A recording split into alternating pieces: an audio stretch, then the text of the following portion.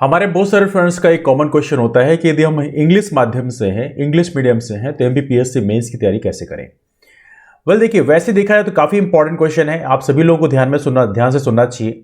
आप में से बहुत सारे लोग ऐसे होंगे जो एमबीपीएससी मेंस की तैयारी कर रहे होंगे और आपने मीडियम इंग्लिश लिया होगा। देखिए, वैसे देखा जाए तो एमबीपीएससी की बात करें तो एमबीपीएससी में हिंदी माध्यम के जो कि स्टूडेंट्स हैं उनके लिए थोड़ा बेनिफिट ज़्यादा मिल जाता है।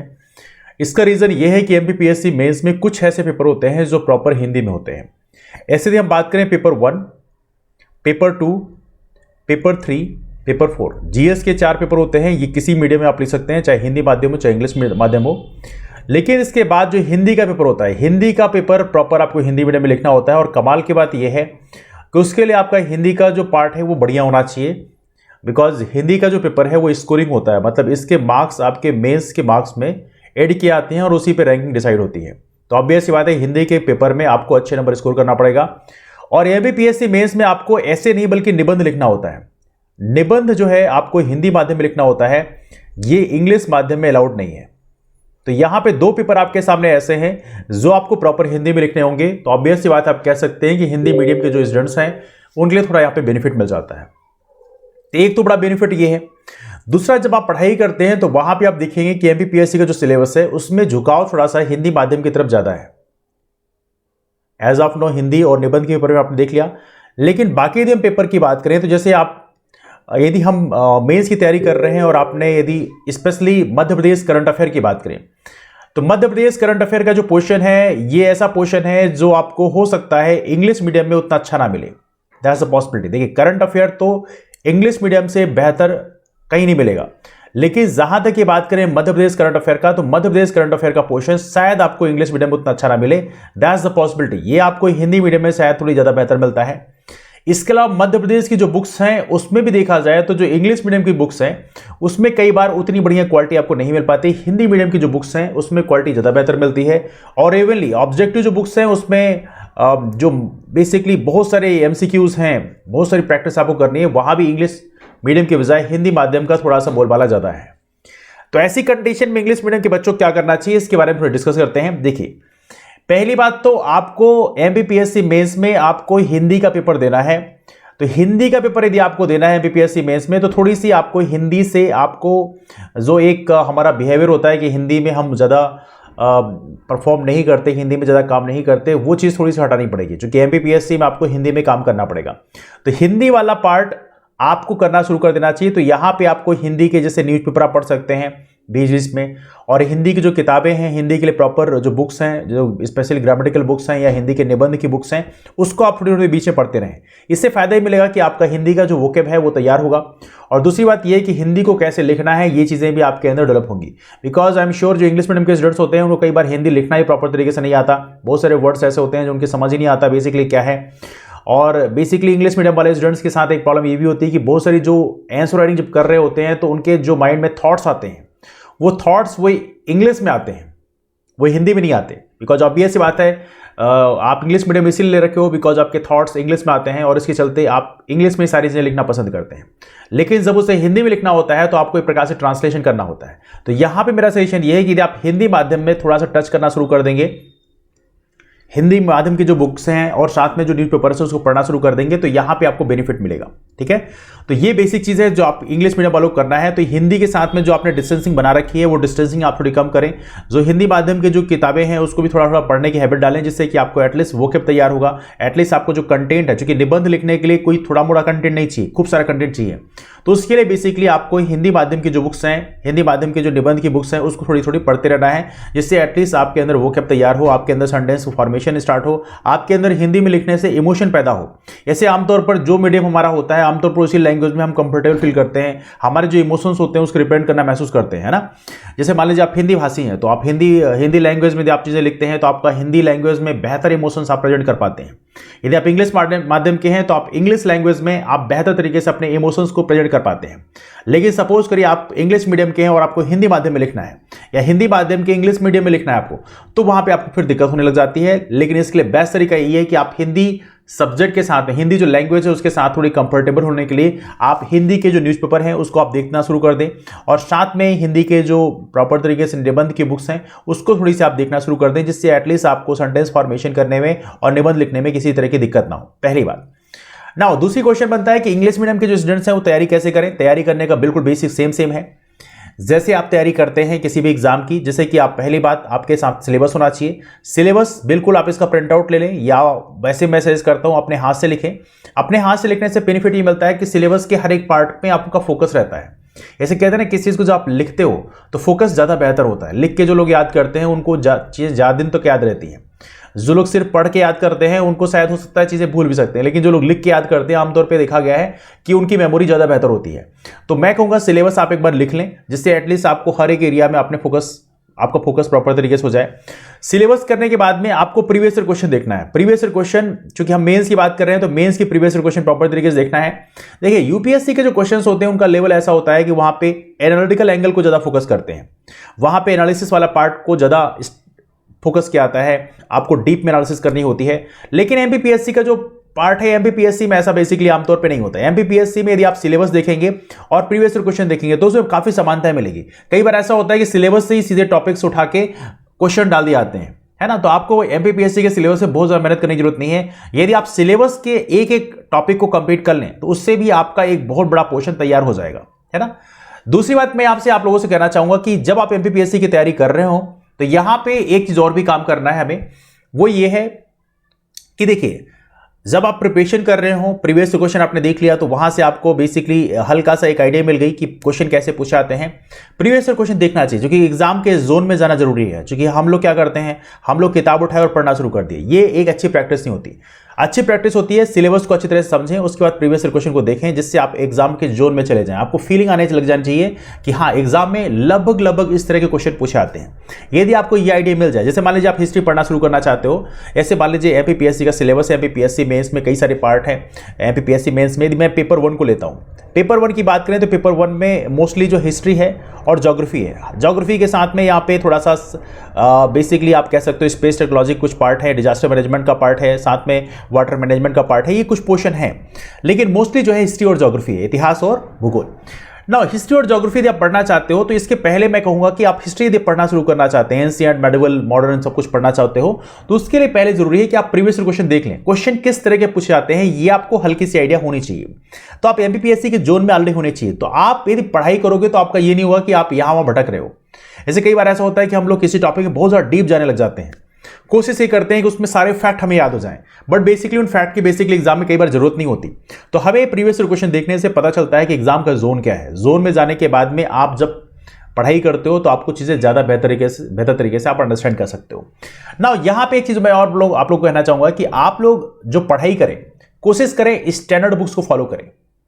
यहां पे कई बार हम लोग कोचिंग के नोट्स को फॉलो करते हैं और कोचिंग के नोट्स कई बार उतना बेहतर रिजल्ट नहीं दे पाते, बिकॉज ऑब्वियस बात है एमपीपीएससी का जो पेपर सेट किया आता है वो किसी कोचिंग के नोट्स को देखकर सेट तो किया नहीं आता।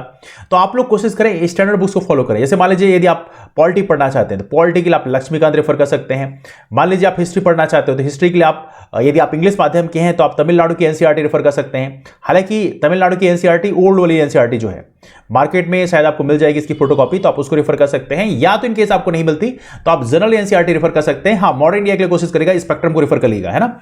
इसके अलावा ज्योग्राफी की बात करें तो यहां पे सजेस्ट क्या आता है कि आप एनसीईआरटी आमतौर पर रेफर करें। छठी क्लास से लेके छठी और 7th क्लास की जो ओल्ड एनसीईआरटी है वो वर्ल्ड ज्योग्राफी कवर कर लेती है, और बाकी जो एनसीईआरटी है 8वीं 9वीं 10वीं वो जो है आपका इंडियन ज्योग्राफी कवर कर लेती है। तो उसको आप हो सके रेफर करें।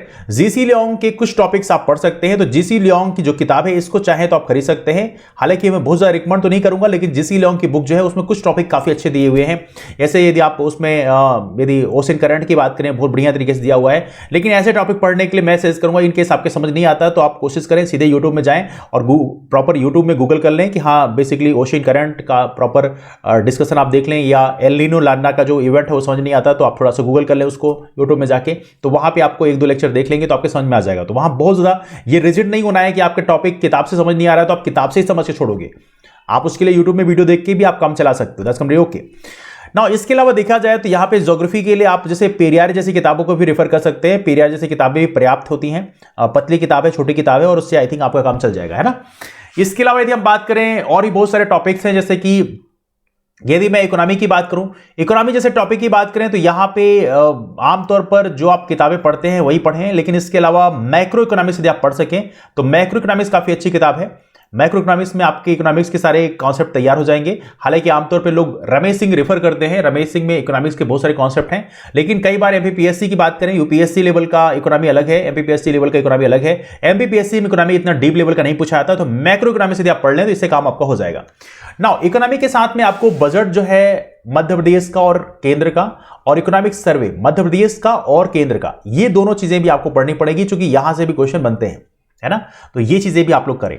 नाउ हिस्ट्री हो गया, पॉलिटी हो गया, ज्योग्राफी हो गया, इकोनॉमी हो गया। साइंस एंड टेक की बात करें तो साइंस एंड टेक की बात करें तो science and tech is one of the very important topic. Science and tech पूरा मेंस का पेपर 3 है, मेंस का पेपर 3 पूरा का पूरा साइंस एंड टेक से बना हुआ है। हालांकि इसमें साथ में एप्टीट्यूड का पार्ट भी है और एनवायरमेंट का पार्ट भी है। तो साइंस एंड टेक पढ़ने के लिए हालांकि बहुत सारी किताबें मार्केट में हैं, आप साइंस के लिए आप एनसीईआरटी रेफर कर सकते हैं। 10th क्लास की एनसीईआरटी स्पेशली साइंस की यदि आप पढ़ें तो उससे आपको बहुत बड़ा पोर्शन कवर हो जाता है।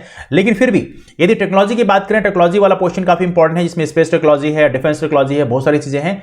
तो उसको पढ़ने के लिए आप रवि अग्रहारी की किताब आती है टाटा मैकग्रा-हिल की, तो रवि अग्रहारी की किताब को आप रेफर कर सकते हैं। रवि अग्रहारी किताब मुझे काफी अच्छी लगी, that was one of the good book. लेकिन मार्केट में यदि आपको कोई और किताब मिल जाती है और आपको लगता है कि आपको अच्छी लग रही है तो आप उसको भी प्रेफर कर सकते हैं, है ना। तो ये चीजें नाउ लास्ट में डिस्कस करते हैं मध्य प्रदेश के बारे में। देखिए मध्य प्रदेश का जो क्वेश्चन है उसमें कई बार ऐसी दिक्कतें आती हैं कि मध्य प्रदेश में किसी किताब में डेटा कुछ और मिल रहा है, किसी किताब में डेटा कुछ और मिल रहा है। Some time you will feel like that. तो यहां पे आपको बहुत परेशान नहीं होना है। मध्य प्रदेश पढ़ने के लिए मैं हालांकि मैं सजेस्ट करूंगा यदि आप इंग्लिश माध्यम के तो इंग्लिश मीडियम के ही नोट्स, इंग्लिश मीडियम की बुक्स को रेफर करें, क्योंकि यहां पे फायदा ये मिलेगा कि जब आप मेंस में लिखोगे तो वहां पे टर्मिनोलॉजी जो है आपको इंग्लिश में जब मिल जाएगी तो आपको लिखने में थोड़ी आसानी होगी, है ना। तो यहां पे इन केस आप कोई भी किताब ले लें, टाटा मैकग्रा-हिल की बुक आती है, आप उसको ले सकते हैं। हालांकि ऑथर का नाम भी मेरे को याद नहीं है because that's not quite famous author, लेकिन कोई भी किताब ले लें और उस किताब को प्रॉपर तरीके से पढ़ें। इन केस कई बार ऐसा होता है कि डेटा आपका मिसमैच हो रहा है तो उस चीज को आप अपडेट कर सकते हैं, लेकिन किसी और किताब के साथ डेटा को अपडेट ना करें। यदि आपको डेटा अपडेट करना है उसमें आप लगता है कुछ गलत है तो ऑथेंटिक जो सोर्सेज हैं, गवर्नमेंट के जो वेबसाइट्स हैं, या मान लीजिए आपके सामने बजट है, बजट में काफी ऑथेंटिक डेटा रहते हैं, या इकोनॉमिक सर्वे में जो डेटा है, मध्य प्रदेश का इकोनॉमिक सर्वे है, वहां पे काफी ऑथेंटिक डेटा रहते हैं, तो आप उससे अपना डेटा कंपेयर कर सकते हैं इन केस आप कंपेयर करना चाहते हैं तो, है ना। तो यहां पे आपको मध्य प्रदेश के लिए कोई भी एक किताब रेफर कर लें, बहुत ज्यादा आपको जंप आउट नहीं करना है कि हाँ इस किताब में ये फैक्ट दिया है, इस किताब में ये फैक्ट दिया है, सारी चीजें हम लोग कर लें, ऐसा नहीं। आप किसी एक किताब को प्रेफर करो और पूरी उस किताब को कंप्लीट करो, A to Z कंप्लीट करो, उसको अधिक से अधिक रिवाइज करो। जितना बेहतर आप रिवाइज करोगे उतना बेहतर आपको परफॉर्म करने की पॉसिबिलिटी होगी, है ना। तो ये चीजें हमारे मध्य प्रदेश के जो फ्रेंड्स हैं, एमपीपीएससी की जो तैयारी कर रहे हैं, स्पेशली इंग्लिश मीडियम के हैं, वो इस चीज को फॉलो करें। आई एम श्योर आपको बेनिफिट मिलेगा। यदि आपके पास फर्दर कोई डाउट्स है तो आप कमेंट करके पूछ सकते हैं। और सबसे इंपॉर्टेंट बात यह है कि शाम के 4 बजे की हमारी आंसर राइटिंग क्लास होती है, तो आप उस क्लास में भी जरूर आए, क्योंकि यहां पे देखा जाए तो आपने कितनी पढ़ाई कर लिया इतना पर्याप्त नहीं है। पढ़ाई करने के साथ में आपने उसको कितना रिटेन किया है वो जरूरी है, और साथ में आंसर राइटिंग आपने कितना अच्छा किया ये जरूरी है। क्योंकि कंटेंट आपके पास बहुत है, यदि आप आंसर राइटिंग नहीं कर पा रहे हो तो आपको शायद बेहतर मार्क्स ना मिले। बिकॉज एक सिंपल सी बात बोली जाती है कि आपको किसी गाने के लिरिक्स याद है, आपको किसी गाने के लिरिक्स याद है, लेकिन उस गाने को आप गा नहीं पा रहे हैं, मतलब आपने उसको गाने का रियाज नहीं किया, प्रैक्टिस नहीं किया, तो आप उस गाने को बेहतर तरीके से नहीं गा पाएंगे। You will never become singer. यदि आप सिंगर बनना चाहते हैं तो आपको गाना सीखना पड़ेगा, मतलब आपको गाने की प्रैक्टिस करनी पड़ेगी। वही खेल यहां पर है, आपके पास कितना बढ़िया कंटेंट है, कितना बढ़िया नॉलेज है, ये मैटर करता है। ऑब्वियस सी बात है, चूंकि गाने के लिरिक्स जरूरी है, लेकिन कंटेंट के साथ में जरूरी है कि आप आंसर राइटिंग कितना ज्यादा कर रहे हैं। जितना आप आंसर राइटिंग ज्यादा करेंगे, मतलब ये समझिए एक प्रकार का रियाज है। जितना बेहतर आंसर राइटिंग करेंगे, जितना डेली रूटीन पे करेंगे, उतना बेहतर पॉसिबिलिटी होगी आपके मेंस क्वालिफाई करने की। और जहां तक ये बात करें, हमारे फ्रेंड्स बोलते हैं कि हमारी आंसर राइटिंग इंग्लिश मीडियम की अलग से करें। देखिए इंग्लिश मीडियम और हिंदी मीडियम दोनों की आंसर राइटिंग हम साथ में करते हैं। इंग्लिश मीडियम के जो क्वेश्चंस हैं वो आपको हमारी शाम की 4 बजे की आंसर राइटिंग क्लास में मिलेंगे। हालांकि इंग्लिश की मीडियम के जो क्वेश्चन है मैं कोशिश करूंगा अभी स्टार्टिंग में डाल दूं, बिकॉज क्या होता है कई बार कि इंग्लिश मीडियम के जो क्वेश्चन होते हैं वो बीच में डले होते हैं, तो आपको कई बार ढूंढने से नहीं मिलते। यदि आप ढूंढना चाहते हो तो पूरा वीडियो आपको देखना पड़ता है। तो उस कंडीशन में प्रयास करूंगा कि स्टार्टिंग में डाल दूं, जिससे कि एटलीस्ट आप प्रॉपर तरीके से आंसर को देख पाएं। लेकिन यस, वही शाम की 4 बजे की आंसर राइटिंग क्लास है जहां पे आपको आंसर राइटिंग जो प्रैक्टिस है वहां से करनी है। इसके अलावा मैं आप लोगों को एक चीज और भी कहना चाहूंगा कि आप लोग बहुत ज्यादा परेशान ना हो कि बाकी लोग कैसी आंसर राइटिंग कर रहे हैं। बाकी लोगों की आंसर राइटिंग में बहुत ज्यादा परेशान ना हो, बाकी लोगों का जो कंटेंट है उसको देखने के लिए बहुत ज्यादा परेशान ना हो, खुद आंसर राइटिंग करें। बिकॉज जब तक आप खुद आंसर राइटिंग नहीं करेंगे तब तक आपके अंदर वो कॉन्फिडेंस बूस्ट नहीं होगा। बाकी लोगों की सिर्फ देखने से आपको कॉन्फिडेंस नहीं मिलेगा। बिकॉज ऑब्वियस सी बात है, यदि आप इंग्लिश स्पीकर बनना चाहते हैं, सपोज करिए आप स्पीकर बनना चाहते हैं, तो स्पीकर बनने के लिए आप ऑडियंस की सीट में यदि आप बैठे रहेंगे, स्पीकर बनने के लिए यदि आप ऑडियंस की सीट में बैठे रहेंगे तो आप कभी भी स्पीकर नहीं बन पाएंगे। तो आपको खुद भी स्पीकर यदि बनना है तो आपको खुद भी स्टेज में जाके बोलना शुरू करना पड़ेगा। तो आप बाकी लोगों के आंसर्स देखें, ये पर्याप्त नहीं है, आपको प्रॉपर तरीके से स्टेज लेना पड़ेगा, आपको प्रॉपर आंसर राइटिंग करनी पड़ेगी, तब जाके आप बेहतर आंसर राइटिंग स्किल आपके अंदर पैदा होगी, है ना। तो ये चीजें थोड़ी सी आप लोग करें। हमारे बहुत सारे फ्रेंड्स का कहना ये भी है कि आंसर राइटिंग जब करते हैं तो बेसिकली हमारा जो दिमाग है वो ब्लैंक हो जाता है, दिमाग में कुछ चीज नहीं आती, ऐसा लगता है कि कुछ पढ़ा ही नहीं है। देखिए ये एक बहुत ऑब्वियस ही चीज है। आंसर राइटिंग एक ऐसी प्रैक्टिस है जहां पे आमतौर पे आपको ऐसा लगना लाजमी है। बिकॉज ऑब्वियस बात है, मैं आपको एक चीज समझाना चाहूं कि मान लीजिए कभी आप स्टेज में जाके आपने स्पीकिंग नहीं किया हो, है ना, तो आप स्टेज में जब खड़े होंगे तो आमतौर पे आपकी पॉसिबिलिटी होगी कि आप ब्लैंक हो जाएंगे, आपको कुछ समझ में नहीं आएगा, आपको लगेगा कि आपको कुछ नहीं आता, you don't have any words. तो ऐसी पॉसिबिलिटी हो सकती है। लेकिन जब आप स्टेज में बार बार जाना शुरू करते हैं तो धीरे धीरे वो चीजें आपके दिमाग में पिक होने लग जाती हैं, आप कंफर्ट जोन में आने लग जाते हो, और कमाल की बात यह है कि आपके अंदर जो हेजिटेशन है वो कम होने लग जाता है। तो यहां भी वही काम है, आंसर राइटिंग आप प्रॉपर तरीके से करें। नई चीजें आती हैं दिमाग में पिक नहीं होती, हल्का सा ब्रेनस्टॉर्मिंग करें, नियर बाय जो वर्ड्स आते हैं, कोई भी कुछ भी चीजें आपके दिमाग में आती हैं तो वो चीजें ही लिखना शुरू करें, जनरल चीजों से लिखना शुरू करें। जैसे मान लीजिए सपोज करिए आपसे कुछ भी पूछा गया, मान लीजिए आपसे पूछा गया, मैं कोई डिफिकल्ट चीज ले लेता हूं, मान लीजिए आपसे गुप्त एम्पायर के प्रशासन के बारे में पूछा गया। मान लीजिए गुप्त एम्पायर के प्रशासन के बारे में आपको कुछ नहीं आता, है ना, गुप्त एम्पायर के प्रशासन के बारे में कुछ नहीं आता, लेकिन कुछ चीजें बेसिक तो आती होंगी ना। जैसे गुप्त एम्पायर के बारे में कह सकते हैं कि गुप्त एम्पायर को बेसिकली स्वर्णिम युग बुलाया जाता था, तो आप कह सकते हैं स्वर्णिम युग से बुलाया था, that was called golden era. और इसमें आप बता सकते हैं कि यहाँ पे बहुत सारे आर्किटेक्चर का डेवलपमेंट स्टार्ट हुआ। मतलब धीरे धीरे उस चीज को प्रोपगेट करना शुरू करें, है ना, चीजों को, एक वर्ड को पिक करें, कीवर्ड को लें और उसके साथ में उसको बेसिकली इलॉन्गेशन स्टार्ट कर दें। यदि आप ये काम कर सकिए तो आई थिंक इससे आपकी आंसर राइटिंग स्किल धीरे धीरे डेवलप हो जाएगी। तो जरूरी ये है कि आप आंसर राइटिंग जब करेंगे तो धीरे धीरे अपने माइंड में जो वर्ड्स हैं, अपने माइंड में जो सेंटेंसेस हैं, अपने माइंड में जो कीवर्ड्स का फॉर्मेशन है वो धीरे धीरे स्टार्ट हो जाएगा। तो यहाँ पे बहुत ज्यादा ये नहीं सोचना है कि हमारे माइंड में वर्ड्स नहीं आ रहे हैं, इसका मतलब ओके, धीरे धीरे टाइम के साथ आ जाएगा। लेकिन जब आप आंसर राइटिंग स्टार्ट करोगे तभी जाके वो चीजें आएंगी। कई बार हमें ऐसा लगता है कि ये आंसर हमसे नहीं बनेगा, इसमें लिखने के लिए कुछ भी कंटेंट नहीं है, लेकिन आमतौर पर जब आप लिखना शुरू करते हो तो आपके पास कंटेंट इतना ज्यादा हो जाता है कि आपको लगता है कि आप कहां लिखें। इसलिए मेरा सजेशन यही है आप लोगों से कि आप लोग आंसर राइटिंग प्रॉपर तरीके से स्टार्ट करें, और जब तक आप आंसर राइटिंग स्टार्ट नहीं करेंगे तब तक आपको कॉन्फिडेंस नहीं आएगा। इसलिए यदि आप चाहते हैं कि आपको कॉन्फिडेंस प्रॉपर तरीके से आए और आपको लगे कि यस आपका मेंस क्वालिफाई हो जाएगा, तो आप आंसर राइटिंग प्रॉपर तरीके से करें, भले आपके पास कम से कम नॉलेज हो। वैसे ही मैं अपनी क्लास में सजेस्ट करता हूं कि आप लीस्ट नॉलेज से कम नॉलेज से आंसर लिखने की हैबिट डालें, क्योंकि यदि आप कम से कम नॉलेज में आंसर लिखने की हैबिट आपके अंदर रहेगी तो एग्जाम में कभी भी आपके अंदर ये डर नहीं होगा कि मैं इस आंसर को अब कैसे लिखूंगा। इसीलिए कह रहा हूं कि आप जितना कम से कम नॉलेज है उसी पे आप आंसर लिखने की फॉर्मेशन करें, एक पैटर्न बनाएं अपने आंसर लिखने का और उसी पैटर्न को फॉलो करें, जिससे आप बेहतर तरीके से आंसर टाइम के साथ डेवलप कर पाएंगे, है ना। तो ये रही कुछ सजेशन आपके लिए। आई एम श्योर कि ये आपके इंग्लिश मीडियम के जो स्टूडेंट्स हैं उनके लिए बेनिफिशियल होगा। यदि आपके पास फर्दर कोई डाउट्स है तो नीचे कमेंट कर पूछ सकते हैं। और साथ में राम सोनी MPPSC नाम का टेलीग्राम ग्रुप है, आप इसे ज्वाइन कर सकते हैं। यहाँ पे क्लासेस की इंफॉर्मेशन शेयर की आती है, तो इसके माध्यम से आप हमसे जुड़ सकते हैं। संडे को रात को होगा संडे वार्ता, तो संडे वार्ता रात को 10 बजे होती है। तो जो भी डाउट्स हैं रिगार्डिंग MPPSC प्रिपरेशन, कि आपको पढ़ाई मन नहीं लग रहा है, जो भी क्वेश्चन क्वेरीज हैं, डाउट्स हैं, कुछ भी हैं, तो आप वहां भी आके आज पूछ सकते हैं। एक लाइव सेशन होने वाला है जिसमें आपकी जो रोजमर्रा की जो चीजें हैं, डाउट्स हैं, क्वेरीज हैं, उसको आप वहां पे आके पूछ सकते हैं। तो चलिए डिस्कशन में वाइंड अप करते हैं, मुलाकात करते हैं आप लोग फिर। तब तक bye bye, take care, have wonderful day, keep moving forward and take care, thank you.